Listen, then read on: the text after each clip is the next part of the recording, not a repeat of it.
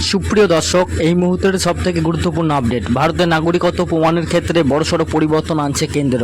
এতদিন পরিচয়পত্র হিসাবে ব্যবহৃত হলেও এবার থেকে আধার কার্ডের নাগরিকত্ব প্রমাণ হিসাবে গণ্য করা হবে না।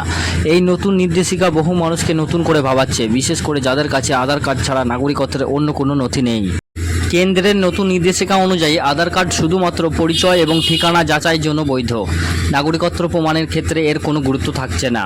সুপ্রিম কোর্টের একাধিক পর্যবেক্ষণ অনুযায়ী আধার কার্ড কোনো ব্যক্তির জন্মসূত্র বা আইনগত ভারতীয় হওয়ার প্রমাণ হিসেবে গণ্য করা হবে না। নাগরিকত্ব প্রমাণের জন্য এবার থেকে কিছু নির্দিষ্ট নথি আবশ্যক করা হয়েছে। সেগুলি হলো জন্ম শংসাপত্র, ভোটার আইডি, পাসপোর্ট, বাবা মায়ের নাগরিকত্ব সংক্রান্ত নথিপত্র, 1971 সালের আগের বা সময়কালের জমির রেকর্ড ও শিক্ষাগত সনদ, স্থানীয় প্রশাসনের দেওয়া বাসস্থান সংক্রান্ত শংসাপত্র, এনআরসি বা এনপিআর সংক্রান্ত যে কোনো প্রমাণপত্র।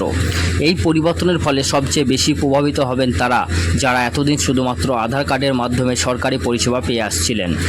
গ্রামাঞ্চলের মানুষ, অর্থনৈতিকভাবে দুর্বল সম্প্রদায়, পরিযায়ী শ্রমিক এবং যাদের পরিবারের নাগরিকত্ব নিয়ে প্রশ্ন রয়েছে, তারা এই নতুন নিয়মে সমস্যার মুখে পড়তে পারেন। জেলা প্রশাসকদের ইতিমধ্যে নির্দেশ দেওয়া হয়েছে, নাগরিকত্ব সংক্রান্ত যে কোনো সরকারি কাজে আধার কার্ডকে একমাত্র প্রমাণ হিসাবে গ্রহণ করা যাবে না। সংশ্লিষ্ট দপ্তরগুলিকে বিকল্প নথিপত্র যাচাই করতে বলা হয়েছে। নাগরিকদেরও পরামর্শ দেওয়া হয়েছে প্রয়োজনীয় নথি যত তাড়াতাড়ি সম্ভব সংরক্ষণ করতে এবং সেগুলি ডিজিটাল সংরক্ষণ করতে। নাগরিকদের জন্য কিছু জরুরি পরামর্শ: জন্ম এবং পরিবার সংক্রান্ত নথি সংরক্ষণ করুন। শিক্ষাগত যোগ্যতার সার্টিফিকেট এবং বাসস্থানের প্রমাণপত্র জোগাড় করুন। সবই নথি ডকুমেন্টস আকারে ডিজিটাল সংরক্ষণ করে রাখুন। তবে প্রশ্ন উঠছে, আধার কার্ড কি এখন অপ্রয়োজনীয়? না, আধার এখন পরিচয় ও ঠিকানা যাচাইয়ের জন্য ব্যবহৃত হবে, তবে নাগরিকত্ব প্রমাণে নয়। নাগরিকত্ব প্রমাণে কী ধরনের নথি বৈধ? নাগরিকত্ব প্রমাণে জন্ম শংসাপত্র, পাসপোর্ট, ভোটার কার্ড, বাবা মায়ের নাগরিকত্বের প্রমাণ, এনআরসি সংক্রান্ত কাগজপত্র ইত্যাদি।